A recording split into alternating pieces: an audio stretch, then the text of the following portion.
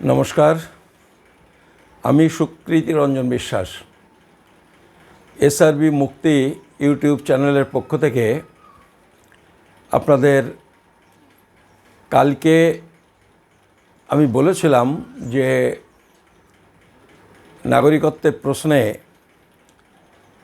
বিভিন্ন বড় বড় দল, বিশেষ করে বিজেপি, তৃণমূল কংগ্রেস এবং সিপিএম, তাদের কি ভূমিকা অতীতে ছিল সেটা নিয়ে আমি দু চার কথা বলবো। আমি এই আলোচনা করার পরিকল্পনা করি এই কারণে, অনেকেই আমার কাছে জানতে চাইছেন, কেউ কেউ টেলিফোন করছেন, কেউ আমাদের ভিডিও দেখে সেখানে মন্তব্য লিখছেন। তারা জানতে চাইছেন যে আসলে কোন রাজনৈতিক দলের উপর উদ্বাস্তুরা ভরসা করবেন, কারা উদ্বাস্তুদের নাগরিকত্ব সমস্যার সমাধান করতে পারে বলে আমি মনে করি, সেটা জানতে চেয়েছেন। এবং সেই সঙ্গে এটাও বলছেন যে লোকসভা নির্বাচন আসন্ন, এইটা যদি ঠিকমতো বোঝা যায় তাহলে এই নির্বাচনে তার উপর ভিত্তি করে ভোট দেওয়ার ক্ষেত্রে সিদ্ধান্ত নেওয়া যায় কোন দলকে ভোট দেবেন বা কোন দলের বিরোধিতা করবেন। এই কারণেই আমি ভেবেছিলাম যে বিভিন্ন রাজনৈতিক দলের অতীত ভূমিকা, সেটা নিয়ে কিছু আলোচনা করব। আসলে সব উদ্বাস্তু মানুষেরা যারা এই বিষয়টা নিয়ে চর্চা করেননি, তারা তো সব খবর রাখেন না। আর আমরা যারা চর্চা করেছি তারাও যে সব খবর রাখি এরকম নয়। বহু খবর আছে যেগুলো হয়তো আমরা জানি না। তো তবুও 20-25 বছর ধরে এই কাজটার মধ্যে আছি। কিছু কিছু খবরাখবর তো আমার কাছে আছে, কিছু কিছু তথ্য আমার কাছে আছে। সেই কারণে আমি সিদ্ধান্ত নিয়েছিলাম যে সেগুলো আপনাদের যতটুকু আমি জানি সেটা জানাবো, এবং তার উপর ভিত্তি করে যাতে আপনারা সিদ্ধান্ত নিতে পারেন। যদিও এই আলোচনার শুরুতে একটু বলে রাখি, কোনো রাজনৈতিক দলকে সমর্থন করা বা বিরোধিতা করা, এইটা তো শুধুমাত্র একটা সিদ্ধান্তের উপর ভিত্তি করে হয় না। বহু কিছু আছে, বহু রাজনৈতিক বিষয় দিয়ে আছে যার উপর নির্ভর করে মানুষকে সিদ্ধান্ত নিতে হয়, এবং সেভাবে মানুষ সিদ্ধান্ত নেন। কিন্তু তা সত্ত্বেও আজকের যে পরিস্থিতি এসে দাঁড়িয়েছে, বিশেষ করে এই যে ডিঅ্যাক্টিভেট হয়ে গেল আধার কার্ড, এই ঘটনাটা হওয়ার পর, তারপরে ঠাকুরনগরে প্রায় 1,500 মানুষের বাড়িতে নোটিশ এসেছে। নোটিশটা 20 ফেব্রুয়ারি সই করেছে কর্তৃপক্ষ, এবং 27 ফেব্রুয়ারির মধ্যে উপযুক্ত কর্তৃপক্ষের কাছে নির্দেশ দিয়ে দিয়েছে কার সঙ্গে দেখা করতে হবে। সেখানে দেখা করতে হবে নাগরিকত্বের প্রমাণ নিয়ে, না হলে বলা হয়েছে যে ভোটার তালিকা থেকে নাম কাটা যাবে। তো অনেকেই মনে করছেন যে এই প্রক্রিয়াটা আপাতত স্থগিত থাকলেও, মানে এটা বন্ধ হয়ে গেছে এইটা কেউ ভাবছেন না। সবাই ভাবছেন আপাতত এটা স্থগিত হয়ে আছে, নির্বাচন মিটে গেলেই একটা বড় বিপর্যয় হতে পারে। সেইটা যেমন একটা বিষয়, যে কারণে এই সব আলোচনাগুলো খুব প্রাসঙ্গিক হয়েছে।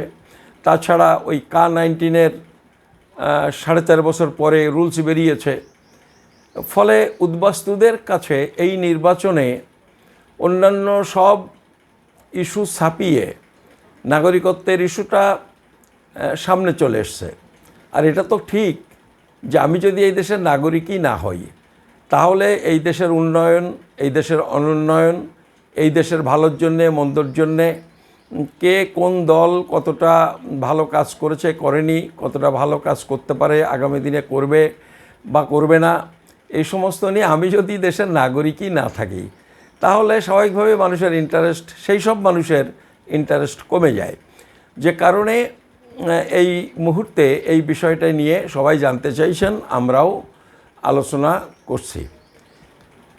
তো কালকে বিজেপির অতীতের কীর্তি কাহিনী আমরা কিছু আলোচনা করেছি, যতটা মনে পড়েছিল। ভিডিওটা করার পরে দেখলাম কিছু কিছু খুব গুরুত্বপূর্ণ তথ্য বাদ পড়ে গেছে। আসলে এইসব কাজে তো অভ্যস্ত নই, ভাবি অনেক কথা বলার সময় সবটা হয়তো মনে রইল না। এই বক্তৃতা করতে গেলে কিন্তু অনেক দিন থেকে করি, এটা মনে পড়ে যায়, একটার পর একটা মনে পড়ে যায়। কিন্তু এই ভিডিও করতে গিয়ে সামনে কেউ থাকে না, একটা বড় সমস্যা। অনেক সময় মনোসংযোগ নষ্ট হয় এবং এই সবগুলো ঘটে যায়। তো আমি একটা কথা বলি, কালকে যে সমস্ত বিজেপির সম্পর্কে আমরা বলেছি, এই পুরো পর্যায়কাল মানে 1999 থেকে 2004 এই পর্যায়কালেই আসলে বিজেপি আইনগুলো তৈরি করেছে। আর এই গোটা পর্যায়কালে কিন্তু তৃণমূল কংগ্রেস এবং তৃণমূল কংগ্রেসের যে সুপ্রিমো সভানেত্রী বা নেত্রী, তিনি কিন্তু বিজেপির সাথেই ছিলেন, বিজেপি গভর্নমেন্টে ছিলেন, সেখানকার ক্যাবিনেট মিনিস্টার ছিলেন। ফলে ওই যে কাজ, সেটা যদি কুকাজ হয় তাহলে কুকাজ, অকাজ হলে অকাজ, আর কীর্তি যদি হয় তাহলে সেই কীর্তি, এ সবটার কিন্তু ভাগিদার কম বেশি মমতা ব্যানার্জি ছিলেন, তৃণমূল কংগ্রেস ছিল।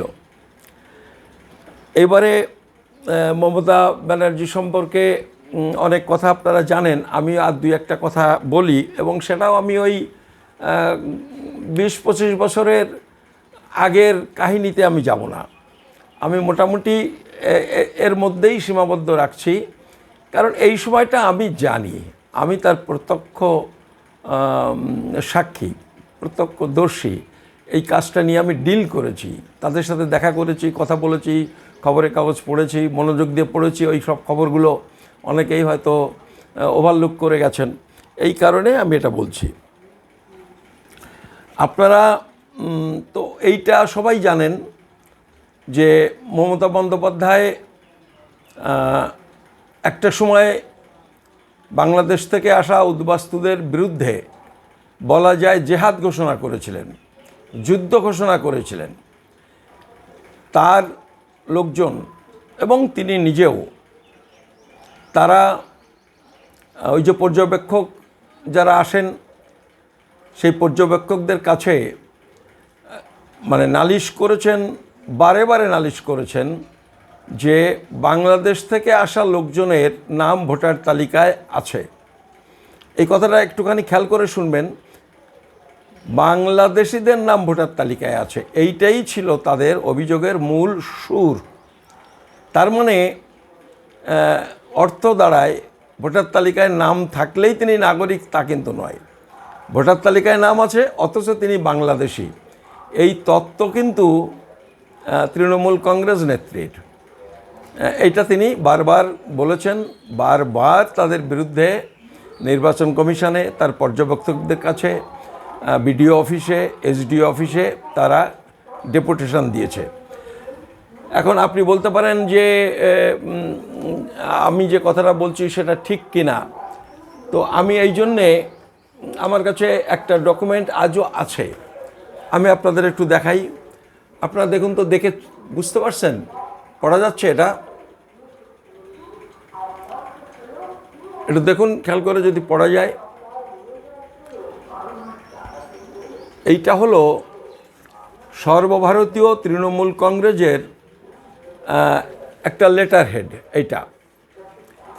এইটার ডেট হচ্ছে 10/1/2006, 2006 সালের জানুয়ারি মাসের 10 তারিখ।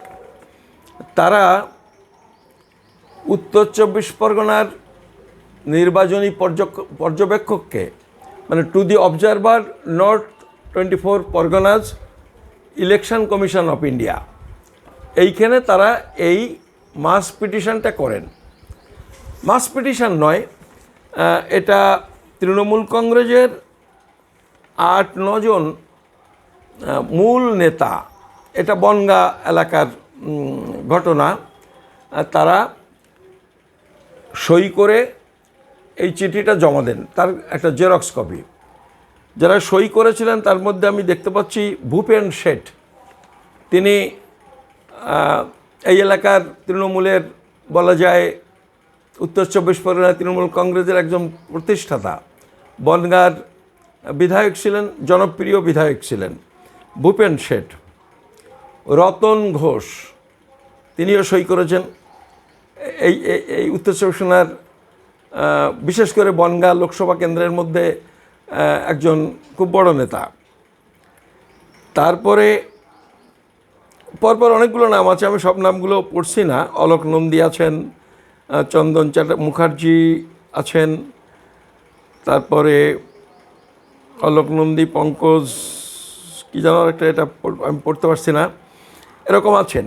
তার মধ্যে আরেকটা নাম খুব গুরুত্বপূর্ণ, সেই নামটা হলো বিশ্বজিৎ দাস। বিশ্বজিৎ দাসকে, বিশ্বজিৎ দাস সেই মানুষটি যিনি গত বিধানসভা কেন্দ্রে চলে গেছিলেন বিজেপিতে, তৃণমূল ছেড়ে বিজেপিতে চলে গেছিলেন। বিজেপিতে গিয়ে বনগাঁ নয়, বাগদা বিধানসভা কেন্দ্রের এমএলএ হন, তৃণমূলকে হারিয়ে এমএলএ হন বিজেপির টিকিটে। তিনি আবার নাকি ফিরে এসেছেন তৃণমূল কংগ্রেসে, এবং তাকে এতটাই গুরুত্ব দেওয়া হয়েছে যে এবার তিনি বনগাঁ লোকসভা কেন্দ্রের তৃণমূলের প্রার্থী। এই যে ভোটার তালিকা থেকে নাম কেটে দিতে হবে, ভোটার তালিকা থেকে বাংলাদেশ থেকে আসা লোকজনের নাম কেটে দিতে হবে, এই আবেদন করে observer North 24 Parganas election commission of India তাকে চিঠি লিখেছেন। কয়েকজনে লিখেছেন, তার মধ্যে বিশ্বজিৎ দাসও আছেন। চিঠির তারিখ হচ্ছে 2006 সালের জানুয়ারি মাসের 10 তারিখ। ফলে এইটা একটা ডকুমেন্ট যেটাতে আপনারা খানিকটা বুঝতে পারবেন যে তৃণমূল কংগ্রেস সম্পর্কে, মানে যদি বলেন from the core of the heart, অন্তরের যে অনুভূতি তাদের, সে অনুভূতির প্রকাশ এটা একটা আপনারা পাবেন। কারোর যদি সত্যি ভালোবাসা থাকে তাহলে এই লোকগুলো কংগ্রেসকে সমর্থন করছেন না সিপিএমকে সমর্থন করছেন বা তৃণমূলের বিরোধিতা করছেন, এই কারণে তাদের একেবারে মানে জীবনের মতো বা কয়েক প্রজন্ম যাতে শেষ হয়ে যায় এমন অভিযোগ করা, এটা মানুষের ন্যূনতম উদ্বাস্তুদের সম্পর্কে ভালোবাসা থাকলে এটা করা যায় না। এটা কিন্তু তৃণমূল কংগ্রেস করেছেন। এবং এরকম সময় আপনারা জানেন যে উনি এই বিশ্বজিৎ দাস যে বনগাঁর এখন প্রার্থী, এই গাইঘাটা কেন্দ্রে, তখন জ্যোতিপ্রিয় মল্লিক বলতে গেলে একেবারে রাইট হ্যান্ড মমতা বন্দ্যোপাধ্যায়ের। জ্যোতিপ্রিয় মল্লিক এইখানে 375 জনের একটা মানে ভোটার তালিকায় নাম আছে, যেটা তৃণমূল কংগ্রেস মনে করছেন যে এরা বাংলাদেশ থেকে 71 সালের পরে এসেছেন, ভোটার তালিকায় নাম উঠেছে। এই রকম বাছাই করে ভোটার তালিকা থেকে 375 জনের একটা তালিকা তৈরি করে মমতা বন্দ্যোপাধ্যায়ের হাতে দেন। সে মমতা বন্দ্যোপাধ্যায় সেইটা লোকসভাতে ওই তালিকাটা হাতে করে নিয়ে, গোছা করে নিয়ে গিয়ে সেখানে দাবি করেন যে এই যে বাংলাদেশিদের নাম ভোটার তালিকায় উঠছে, এইটা নিয়ে পার্লামেন্টে তিনি আলোচনা দাবি করেন। এবং সেইটা স্পিকার, সেদিন বোধহয় স্পিকার ছিলেন না, সোমনাথবাবু ছিলেন না, বোধহয় ডেপুটি স্পিকার চালাচ্ছিলেন সভা, তিনি এটাতে রাজি হননি। রাজি না হওয়ার কারণ বোধহয় একটা নিয়ম আছে যে একটা বিষয় নিয়ে যখন একটা পার্লামেন্ট সেশনে আলোচনা হয়ে যায়, ওই একই বিষয় নিয়ে ওই একই সেশনে আর দ্বিতীয়বার আলোচনা হয় না। তা এই উদ্বাস্তু বিষয়টা নিয়ে তারা আগেই পার্লামেন্টে আলোচনা হয়ে গেছিল। ফলে মমতা বন্দ্যোপাধ্যায় যখন আবার এইটা নিয়ে আলোচনা দাবি করেছিলেন, তখন স্পিকার বা ডেপুটি স্পিকার রাজি হননি, যে কারণে তিনি ওইটা ছুঁড়ে মেরেছিলেন, যেটা সারা দেশের মানুষ দেখেছিলেন। তো এইটা দেখুন, অনেকেই এই উদ্বাস্তুদের বিষয় নিয়ে অনেকেই বিরোধিতা করেছেন, এটা আমরা জানি বিভিন্নভাবে। যেমন কালকে আমরা বললাম বিজেপি কত কত জায়গাতে, জলপাইগুড়ি ইত্যাদি ইত্যাদি জায়গাতে অভিযোগ করেছেন, আমরা এটা আপনাদের বলেছি কালকে। এগুলো হয়েছে, কিন্তু পার্লামেন্টে দাঁড়িয়ে উদ্বাস্তুদের স্বার্থের বিরোধিতা করা, উদ্বাস্তুদের বাংলাদেশি বলে শনাক্ত করে ফেরত পাঠিয়ে দেওয়া, এইভাবে দাবি করা কোনো পলিটিক্যাল লিডারদের মধ্যে আমার মনে হয়, আমার জানা মতে এটা মমতা ব্যানার্জি ইউনিক। মানে মমতা ব্যানার্জি ছাড়া বোধহয় আর কেউ নেই, আমার যেটুকু মনে হয়। আমি মমতা ব্যানার্জি এবং উদ্বাস্তু তাদের বোঝবার জন্য আমি কথাগুলো বলছি। এবং দেখুন, ওই ঘটনা তাকে তো বলতে দেয়নি ওই দিন, উনি ছুঁড়ে ফেলে দিয়ে গেলেন। কিন্তু ওই যে কাগজটা ছুঁড়ে ফেলে দিয়ে গেলেন, ওইখানেই কিন্তু ব্যাপারটা মিটল না। তিনি কি করলেন, তিনি আনন্দবাজারের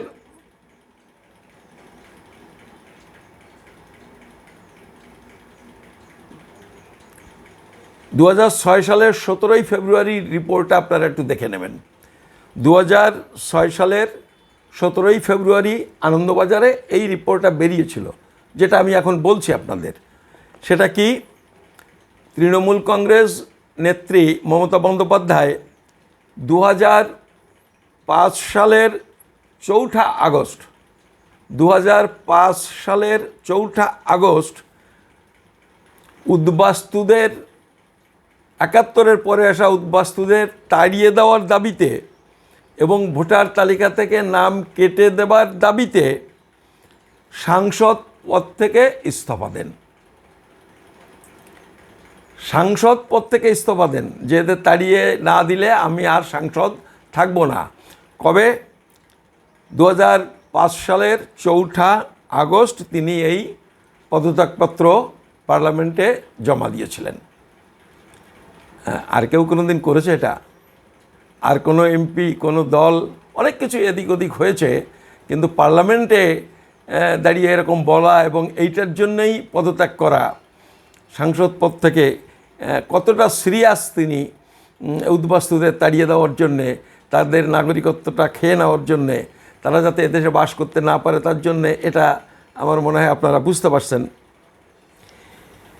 আর একটা ঘটনা বলি, তিনি বোধহয় 2011 সালের মে জুন মাসে সরকার গঠন করেন পশ্চিমবঙ্গে। এইটা হলো 2011 সালের 22 অক্টোবরের ঘটনা। 2011 সালের 22 অক্টোবরের ঘটনা। মুখ্যমন্ত্রী মমতা বন্দ্যোপাধ্যায় জাতীয় উন্নয়ন পরিষদে তিনি অনুপ্রবেশকারীর এই সমস্যাটা তোলেন। তিনি বলেন, বাংলাদেশ থেকে এত মানুষ পশ্চিমবঙ্গে আসছেন, যে কারণে পশ্চিমবঙ্গের উন্নয়ন ব্যাহত হচ্ছে। মানে তিনি তার বিরোধিতা করেন, এই উদ্বাস্তুদের বিরোধিতা করেন।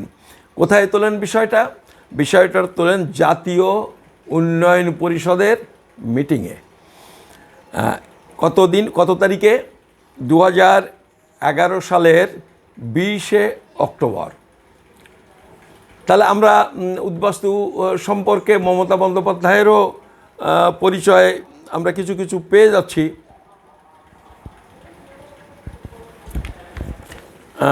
আরেকটা তথ্য আপনাকে বলি, মমতা বন্দ্যোপাধ্যায় ঠাকুর বাড়িতে যাওয়া শুরু করেন ওই অনশন আন্দোলনের পর থেকেই। তিনি বুঝতে পারেন এটা একটা বড় সংগঠিত ফোর্স, ফলে সেটাকে যদি কোনো রকমে ম্যানেজ করা যায়, ম্যানেজ তো দু রকমে হতে পারে।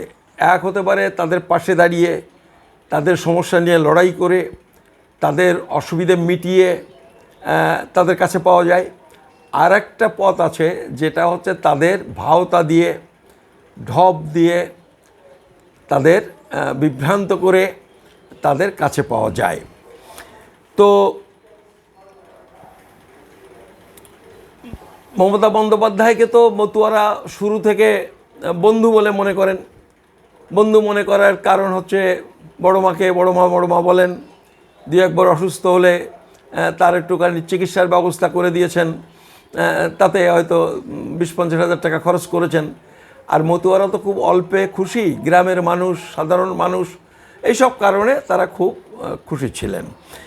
তো এরকম সময়ে তার উপরে খুব ভরসা করেছিলেন উদ্বাস্তুরা, মানে বিশেষ করে মতুয়ারা। তারা ঠাকুরনগরে একটা মিটিং ডাকেন, ঠাকুরনগরের মেলার মাঠে একটা মিটিং ডাকেন। আমি এখানে যেটা দেখতে পাচ্ছি, সেই মিটিংয়ে প্রচুর লোক হয়েছিল। বোধহয় সংখ্যাটা কোথায় আমি দেখেছি, লক্ষাধিক লোক হয়েছিল। আমি সে মিটিংয়ে ছিলাম। মানে ডায়াচে নয়, আমি সে মিটিং দেখতে গেছিলাম। তো মমতা দেবীর কাছে একটা স্মারকলিপি মতুয়ারা দিয়েছিলেন, যাতে মূলত তাদের নাগরিকত্ব সমস্যাটা নিয়ে আলোচনা করার জন্য। উনি কিন্তু তখন আবার মন্ত্রী, আগে মন্ত্রী, মানে এই সময় তিনি মন্ত্রী হয়েছেন ইউপিএ গভর্নমেন্টের মন্ত্রী। আগে তো ছিলেন এনডিএর, বিজেপির সাথে, পরে ইউপিএ এলো, 2004 সালে ইউপিএ এলো, আর এটা 9 সালের ঘটনা। এই সময় তিনি ওই প্রথম ইউপিএতে উনি ছিলেন। তারিখটা হচ্ছে 5 ডিসেম্বর 2009 সাল এই সভাটা হয়েছিল। 5 ডিসেম্বর 2009 সাল। স্মারকলিপি দিয়েছেন যে আমাদের নাগরিকত্বের ব্যাপারটা, মানে মতুয়ারা বলছেন আমাদের নাগরিকত্বের ব্যাপারটার একটা সুরাহা আপনি করেন। তো তিনি তার ভাষণে কি বলছেন, আমি এখানে কোট আনকোট করে একটু আপনাদের শোনাই। মমতা বন্দ্যোপাধ্যায় বলছেন, কেন্দ্রীয় মন্ত্রী তখন, আমি আপনাদের স্মারকলিপি পড়েছি, বিভিন্ন দাবি দেওয়া শুনলাম। আমি রেল বিভাগের মন্ত্রী, নাগরিকত্ব নিয়ে আমার তেমন কোনো ক্ষমতা নেই। তবে বিভিন্ন রাজ্যে উদ্বাস্তু তফসিলি মানুষদের তফসিলিভুক্ত করার দাবি নিয়ে ভাবব। গোবিন্দ নস্কর ওসব দেখবেন। গোবিন্দ নস্কর তখন বনগাঁর এমপি, এবং ন্যাশনাল কমিশন ফর এসসি, বা তখন এসসি এসটি বোধহয় ছিল, ন্যাশনাল কমিশন ফর এসসি বা এসসি এসটি কমিশনের চেয়ারম্যান।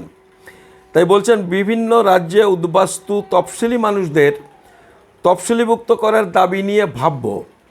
গোবিন্দ নস্কর ওসব দেখবেন, ওটা ওর দপ্তরের কাজ। ঠিক এভাবে নাগরিকত্বের প্রশ্ন তিনি এড়িয়ে যান। লক্ষাধিক মতুয়া এক জায়গায় হয়ে অনেক আশা নিয়ে তার কাছে ওই মিটিংটাও ডেকেছিলেন, আর কাউকে ডাকেননি, শুধু ওনাকেই তারা ওইখানে ডেকেছিলেন। কিন্তু তিনি এইভাবে বিষয়টা এড়িয়ে গেলেন। তিনি বলেছিলেন তফসিলিভুক্ত করার ব্যাপার। নমশূদ্ররা, বিশেষ করে নমশূদ্র মতুয়ারা যারা বাংলার বাইরে বিভিন্ন রাজ্যে আছেন, উত্তরাখণ্ডে, উত্তরপ্রদেশে, এরকম বিভিন্ন জায়গাতে আছেন, বিহারে, রাজস্থানে, মধ্যপ্রদেশে, ছত্তিশগড়ে, উড়িষ্যা বোধহয় নমশূদ্ররা ইতিমধ্যেই বোধহয় তফসিলিভুক্ত। কারণ এটা মনে হয় দেশভাগের আগে থাকতে কিছু নমশূদ্র পুরী এলাকায় বসবাস করতেন বলে তাদের স্টেট তালিকায় ওটা আছে। আমি শিওর না, কিন্তু আমার মনে হচ্ছে আসাম এবং উড়িষ্যাতে নমশূদ্ররা তফসিলিভুক্ত। তো উনি যেটা বললেন যে তফসিলিভুক্ত হওয়ার জন্য কাজ করবেন, সেই সময় এটা একটা লড়াই চলছিল। মুলায়ম সিং যাদব বিধানসভাতে প্রস্তাব নিয়ে পাঠিয়েছেন। ছত্তিশগড়ের তখন ওই আদিবাসী মুখ্যমন্ত্রী ছিলেন, উনিও একটা প্রস্তাব নিয়ে, কংগ্রেসের, তিনিও প্রস্তাব নিয়ে পাঠিয়েছেন। ফলে এই সময় একটা কেন্দ্রের সরকারের একটা ভূমিকা ছিল, কিন্তু আলটিমেটলি কিন্তু তিনি এই বিষয়েও কিন্তু কিছু করেননি। তো এটা একটা বিষয় গেল।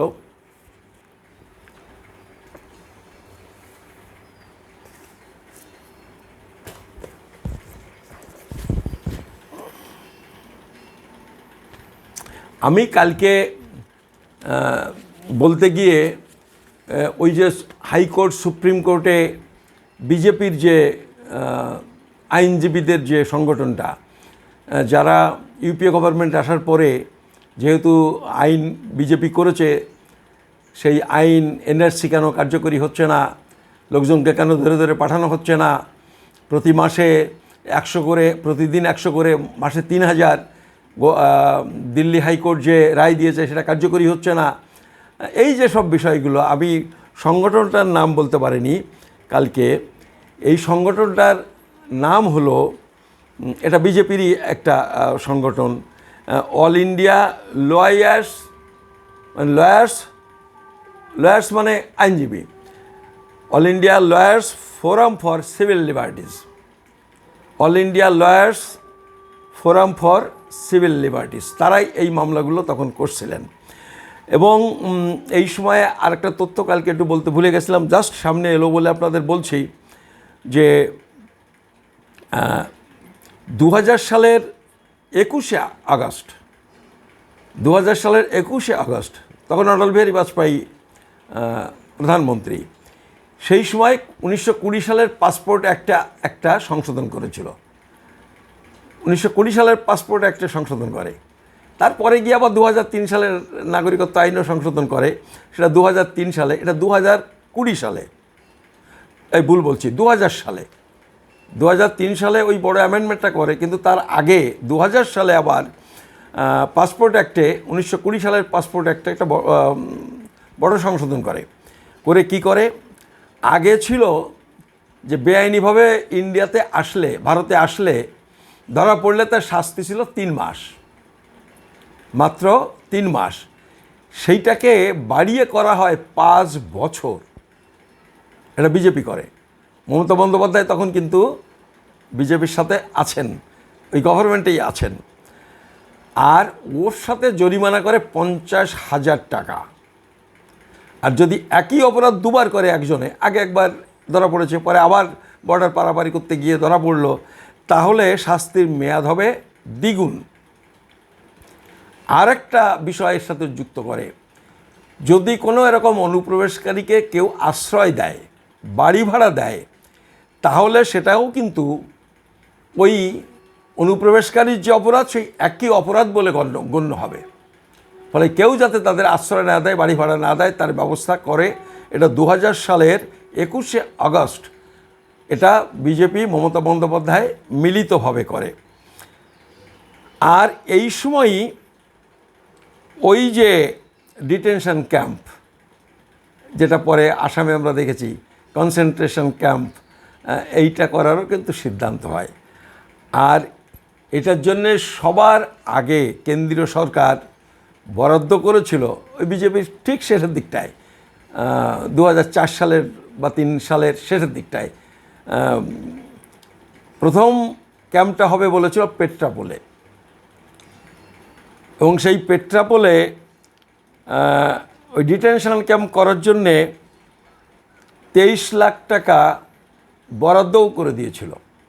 তখন বুদ্ধদেববাবু ছিলেন, আলটিমেটলি তারা হয়তো এতটা উদ্যোগ নেয়নি বলে এটা আর হয়নি, কিন্তু 23 লক্ষ টাকা বরাদ্দও হয়ে গেছিল।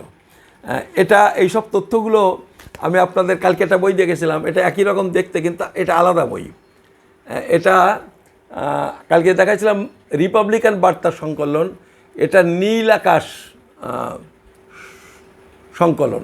এই নীল আকাশ বলে একটা পত্রিকা আমি দীর্ঘদিন 20-25 বছর ধরে অনিয়মিত চালিয়েছি, তার কিছু রিপোর্টের অংশ এগুলো। আর একটু আগে আপনাদের যেটা আমি পড়ে শোনালাম বিভিন্ন জায়গা, সেটা কিন্তু এই বইটা, এই যে বইটা, এইটা কিন্তু আমাদের উদ্বাস্তু সংগঠন, ওই যে joint action committee for Bengali refugees, তাদের পক্ষ থেকে আমরা এটা বের করেছিলাম। এটাও আমরা অনেক আগে বের করেছি, এটা 2011 সালে আমরা এটা বের করেছি। আর ওটা বোধহয় 2004-5 সালের 5-6 সালের বই ওটা। আমি একজ্যাক্ট বলতে গেলে আপনাকে একটু দেখে বলতে হবে। এটা বোধহয় বেরিয়েছিল 2007 সালে, এটা বেরিয়েছিল। তো এই বইগুলোতে এই তথ্যগুলো সংরক্ষণ করে রেখেছিলাম বলে আজকে আপনাদের আমি বলতে পারছি। আরও কিছু তথ্য আপনাদের বলবো আমাদের তৃণমূল কংগ্রেসের নেত্রীর কীর্তি কাহিনী, সেটাও আরেকটু আপনাদের বলি, দেখি পাই কিনা।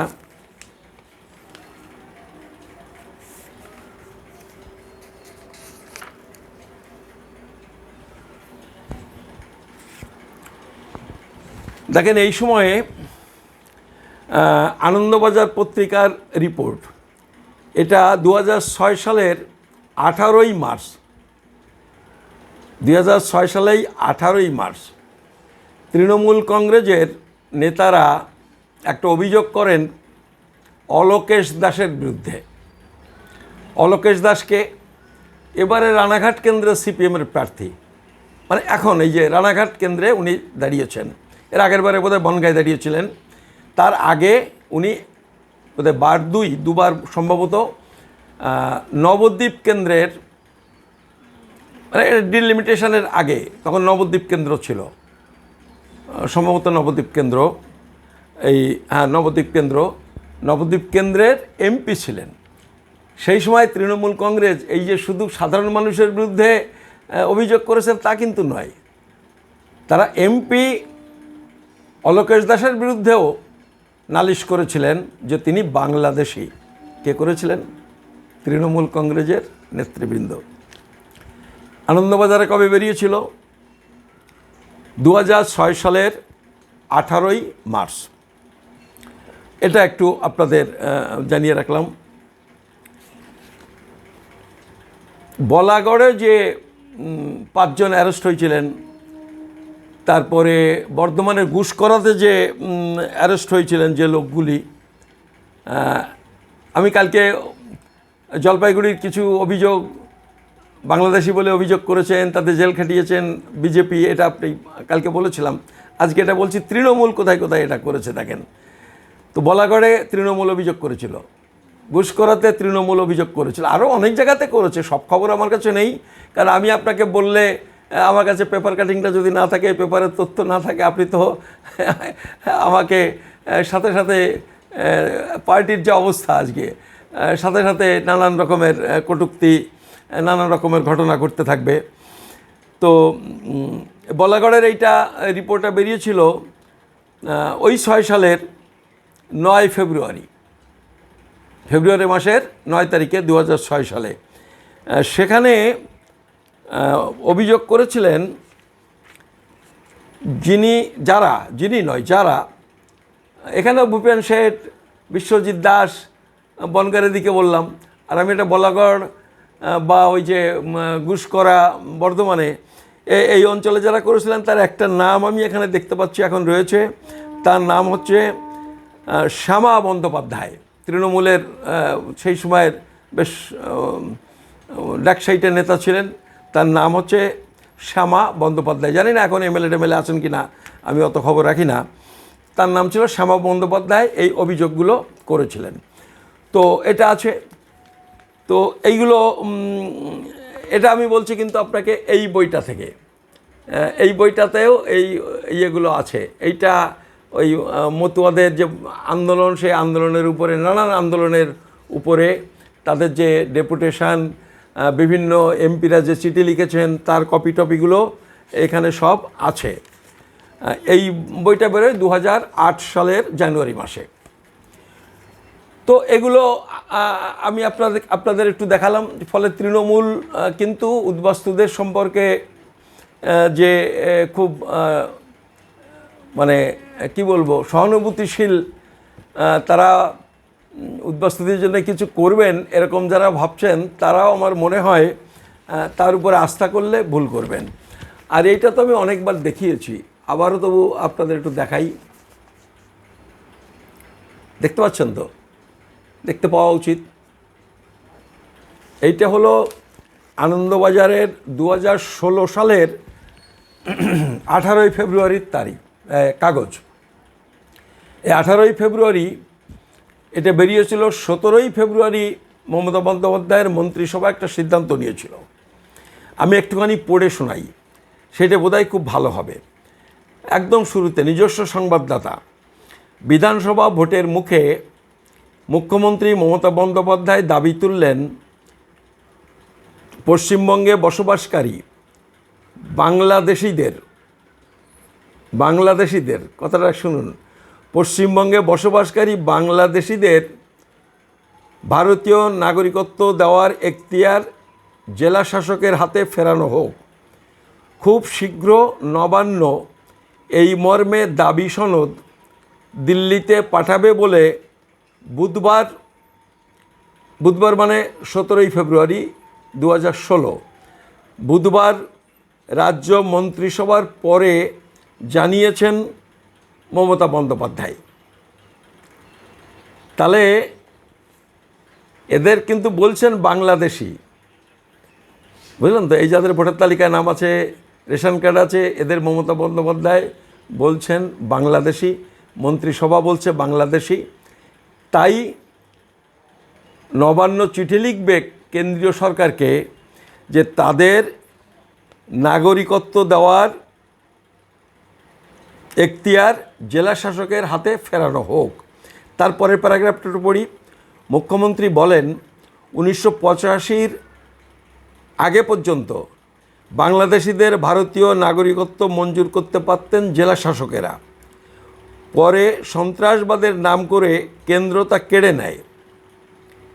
মমতার কথায় কোট, বাংলাদেশ থেকে আসা যে মানুষগুলো এ রাজ্যে 5 বছরের বেশি সময় ধরে বসবাস করছেন, রেশন কার্ড ভোটার কার্ড আছে, আমি মনে করি, মানে মমতা বন্দ্যোপাধ্যায় মনে করেন তারা ভারতের নাগরিকত্ব পেতেই পারেন। আর আগে বলেছেন এরা বাংলাদেশি। তার মানে এই যাদের ভোটার কার্ডে নাম আছে, রেশন কার্ড আছে, ভোটার তালিকায় নাম আছে, তারা বাংলাদেশি, কিন্তু 5 বছর বসবাস করছেন বলে তারা নাগরিকত্ব পেতে পারেন। তাহলে তার অনুভূতি হলো এরা কিন্তু বাংলাদেশি। এবং আমি আগের যেগুলো বললাম সেগুলোর সাথে দেখুন এই রিপোর্টার মিল আছে, কিন্তু সম্পূর্ণ বিপরীত যেটা, অমিল যেটা, সেটা কি? সেটা হচ্ছে ভোটের জন্য তিনি মাঠে ময়দানে বলছেন এই যাদের ভোটার তালিকায় নাম আছে তারা সবাই নাগরিক। বরং উল্টে হুমকি দিচ্ছেন যে তারা যদি নিজেদের বাংলাদেশি বলে নাগরিকত্বের জন্য আবেদন করেন তাহলে তাদের বিরুদ্ধে তিনি ব্যবস্থা নেবেন, ওই যে কিছু সুযোগ সুবিধা কেটে নেবেন ইত্যাদি ইত্যাদি বলে তিনি হুমকি দিচ্ছেন। আবেদন করলে নাগরিকত্ব হবে কি হবে না সেটা অন্য প্রশ্ন। আমরা মনে করছি যে আবেদন করেও নাগরিকত্ব হবে না, বিজেপি বলছে নাগরিকত্ব হবে। মানে বিজেপিও ক্ষেত্রে মিথ্যে কথা বলছে, বিভ্রান্ত করছে, সেটা আলাদা একটা প্রশ্ন। কিন্তু আমি মমতা বন্দ্যোপাধ্যায়ের অবস্থান নিয়ে আপনাদের বললাম। ফলে এইরকম একটা অবস্থাতে আজকে সিদ্ধান্ত নিতে হবে উদ্বাস্তু মানুষকে যে কাকে আপনারা বিশ্বাস করবেন, ভরসা করবেন। আমি তৃণমূল কংগ্রেস সিপিএম সম্পর্কেও অনেক কথা বলতে পারবো, ঠিক এইরকম নয়, কিন্তু তারাও যে খুব উদ্যোগ নেননি, তারা আরও বেশি অ্যাক্টিভ ভূমিকা নিতে পারতেন। দেখুন এই নির্বাচনও তাই হচ্ছে, এরা বলছে এরা সবাই নাগরিক বলে এইটা দিয়েই ভোট পাওয়ার চেষ্টা করছেন, আর বিজেপি নাগরিকত্ব দেব বলে ভোট পাওয়ার চেষ্টা করছেন। কংগ্রেস সিপিএম এই প্রশ্নে, উদ্বাস্তুদের নাগরিকত্বের প্রশ্নে অনেকটাই উদাসীন। তারা বলছেন যে তৃণমূল কংগ্রেসের দুর্নীতি, তৃণমূল কংগ্রেসের আমলে এই যে ভোট লুট, এই যে ইত্যাদি ইত্যাদি যা যা সন্দেশখালী অমুক, এইগুলো সব বলছেন। তারা এইগুলো বলে ভোট পাওয়ার চেষ্টা করছেন। বিজেপির বিরুদ্ধে বলছেন মণিপুর, তারা বলছেন আম্বানি আদানিদের সুবিধা পাইয়ে দেওয়া, যে দুর্নীতি, বলছেন 15 লাখ টাকা করে জমা দেব প্রত্যেকের অ্যাকাউন্টে, এই যে প্রতিশ্রুতি বিজেপি দিয়েছিল সেগুলো ফেল করেছে। বিদেশ থেকে কালো টাকা আনা তো দূরের কথা, আরও অনেক বেশি কালো টাকা নিয়ে সব পালিয়ে গেছে এবং সেগুলো বিজেপির মদদে। তারা বলছেন এই যে নির্বাচনী বন্ড, সেখানে এই ওষুধের দাম 5,000 টাকার ওষুধের দামে 2,000 টাকা দাম বেড়ে গেছে। ওই 2,000 টাকা কিন্তু ওই নির্বাচনী যে চাঁদা দিয়েছে, তাই ব্যবসায়ীরা চাঁদা দেবে বিজেপিকে বা তৃণমূল কংগ্রেসকে পকেট থেকে? তা তো নয়, তারা চাঁদা দেবে, দিয়ে তারা বাড়তি সুবিধা পাবে, আর সেই টাকাটা ব্যবসায়ীরা আপনার পকেট কেটে তুলে নেবে, ওষুধের দাম বাড়াবে, জিনিসপত্রের দাম বাড়াবে। তো এই যে সব দুর্নীতি, বিজেপি নির্বাচনী বন্ডে অনেক টাকা দিয়েছে, তাকে বেশি বেশি বরাদ দিয়েছে, কন্ট্রাক্টরি দিয়েছে, তুমি ওই বিমানবন্দরটা নিয়ে নাও, তুমি ওই জাহাজ বন্দরটা নিয়ে নাও, হ্যাঁ তোমার কাছে আমি এই কয়লা বিক্রি করে দিলাম।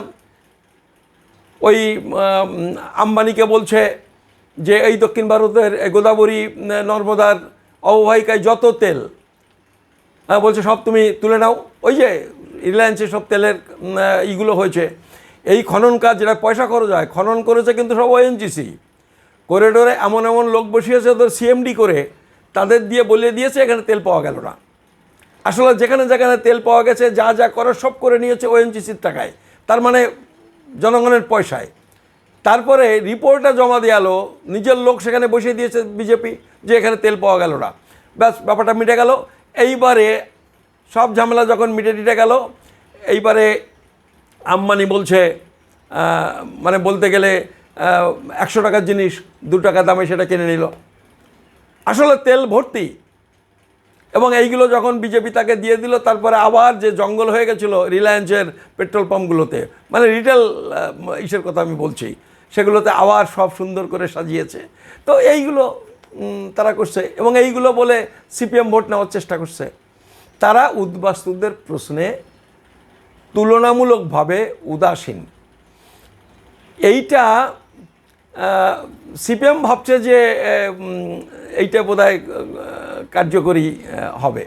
কার্যকরী তো নিশ্চয়ই হবে, এগুলো আছে, কিন্তু এটাও ঘটনা যে মানুষ আজকে দুর্নীতি প্রশ্নে অতটা রিয়াক্ট করে না কেন? নিশ্চয়ই কিছু হয়। এবারে অবস্থা এমন জায়গায় চলে গেছে, তৃণমূলের দুর্নীতি বা বিজেপির দুর্নীতি মানুষ ভাবছে, কিন্তু সাধারণভাবে দুর্নীতিটা এইরকম, মানুষ এখন ভাবছেন যে ও সব দল সমান। আসলে দুর্নীতি সব দলই করেছে, সিপিএম করেনি তা তো নয়, কংগ্রেস করেনি তা তো নয়। এইটাতে ফারাক হচ্ছে পরিমাণে, ডিগ্রির ফারাক, ফলে ওইটা মানুষকে খুব স্পর্শ করে না। সন্ত্রাস এরা যা করেছে সেটা তো সীমা ছাড়িয়ে গেছে, কিন্তু সিপিএম কি করেনি? করেছে। ফলে মানুষ ভাবছে যে ওই যারাই ক্ষমতায় থাকে তারাই এরকম। কিন্তু এই ইস্যুটা এক্সক্লুসিভলি উদ্বাস্তুদের ইস্যুটা কিন্তু ছিল অত্যন্ত স্পর্শকাতর, এবং এইটা নিয়েই সিপিএম যে স্ট্যান্ড নিয়েছে, আমার ধারণা এটা ঠিক নয়।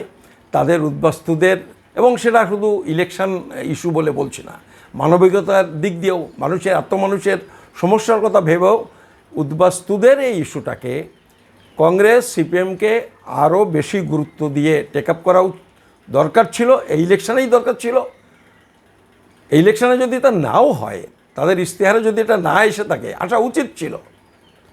যদি নাও এসে থাকে, আমরা আশা করব যে এরকম একটা পরিস্থিতিতে তারা অন্তত উদ্বাস্তুদের যে সমস্যা, উদ্বাস্তুদের যে ইস্যু, বিশেষ করে নাগরিকত্বের ইস্যু নিয়ে আগামী দিনে তারা লড়াই সংগ্রাম করবেন, আমরা তাদের কাছে এই আশা করব। কারণ বিজেপি তৃণমূলের অতীত দেখে উদ্বাস্তুদের তাদের উপর আস্থা করার কোনো কারণ নেই। আস্থা করে সম্ভবত ঠকতে হবে। আপনাদের সবাইকে নমস্কার, ধন্যবাদ।